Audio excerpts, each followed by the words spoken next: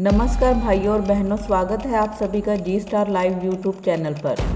नमस्कार भाइयों और बहनों, स्वागत है आप सभी का जी स्टार लाइव यूट्यूब चैनल पर।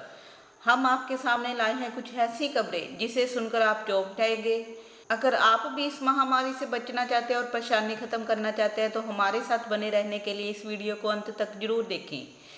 आज की सबसे बड़ी खबर यह है कि केंद्र सरकार ने देश के 170 जिलों की सूची जारी की है जिन्हें कि कोरोना हॉटस्पॉट के तौर पर पहचाना गया है।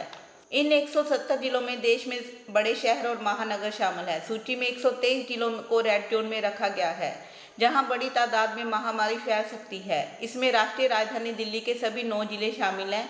मुंबई, कोलकाता, बेंगलोर, हैदराबाद, चेन्नई, जयपुर और आगरा जैसे शहर भी शामिल हैं। केंद्र सरकार ने रेड जोन में मोहाली, नवांशहर, जलंधर, पठानकोट, ऑरेंज जोन में अमृतसर, साहिब, बरनाला, फरीदकोट, गुरदासपुर, मोगा, पटियाला, रोपड़, संगरूर आदि। ग्रीन जोन में बठिंडा, फाजिलका, फिरोजपुर और तरनतारन शामिल हैं। मोदी सरकार की शुरू की गई अटल पेंशन योजना स्कीम के सदस्यों की संख्या 2 करोड़ से अधिक हो गई है। इस स्कीम के तहत आप रोजाना 7 रुपये बचाकर 60 साल की उम्र के बाद हर महीने 5,000 रुपये की पेंशन ले सकते हैं। केंद्र सरकार ने अटल पेंशन योजना को मई 2015 में शुरू किया था।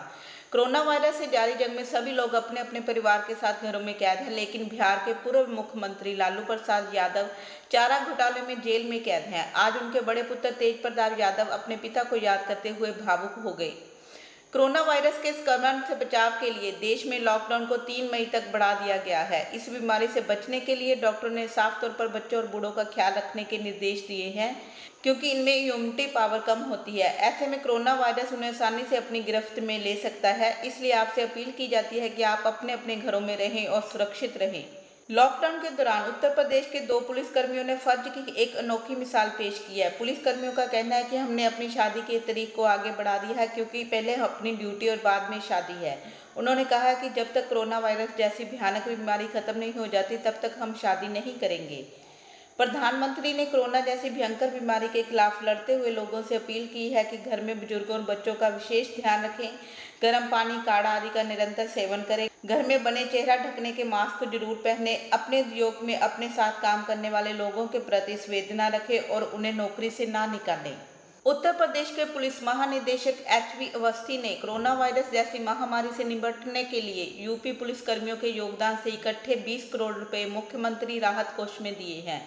यूपी पुलिस ने एक बयान में कहा है कि डीजीपी को निवेदन पर अपील विभाग के सदस्य कर्मियों ने अपना 1 दिन का वेतन दिया है जिससे ये धनराशि जमा हुई है। उनका कहना है कि हम अपने आप को सौभाग्यशाली मानते हैं कि इस मुश्किल घड़ी में हम अपने देश के काम आ सके। सरकार ने लॉकडाउन के दूसरे चरण के लिए गाइडलाइंस जारी किया है। आइए जानते हैं कि 20 अप्रैल से किन चीज़ों पर छूट मिलेगी और किस पर रोक होगी। लॉकडाउन के दौरान बस, metro, train, flight, auto, taxi आदि के चलने पर रोक जारी रहेगी। गृह मंत्रालय द्वारा जारी दिशा निर्देशों के अनुसार सार्वजनिक स्थानों पर थूकना अपराध बन गया है, इसलिए शराब, गुटखा, तंबाकू आदि की बिक्री पर रोक लगा दी गई है। शिक्षा संस्थान, shopping mall, cinema hall, gym खाने, स्विमिंग पूल, सभी सामाजिक, राजनीतिक, खेल, धार्मिक समारोह 3 मई तक जनता के लिए बंद रहेंगे। बंद के दौरान किराने की दुकान, फल सब्जियों की दुकानें, मांस तथा मछली की दुकानें, हाईवे पर चलने वाले ढाबे, प्लम्बर, मैकेनिक्स को भी राहत छूट मिलेगी। कोरोना वायरस की महामारी पिछले साल दिसंबर के आखिरी सप्ताह में चीन के वुहान शहर से शुरू हुई थी।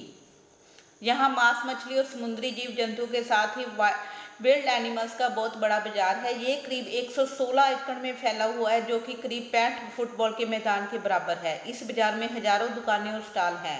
कोरोना महामारी के कारण ये बाजार बंद था, लेकिन चीन में लॉकडाउन खुलने के कारण अब यहाँ फिर से मांस और जीव जंतुओं की बिक्री शुरू हो गई है। पूरी दुनिया में हाहाकार मचाने वाले कोरोना वायरस का अभी तक कोई इलाज नहीं है। अगर इससे बचना है तो सिर्फ सावधानी बरतना ही इसका सबसे बड़ा हथियार है। ऐसे में जरूरी है कि आप लॉकडाउन के दौरान अपने घर में रहें और सुरक्षित रहें।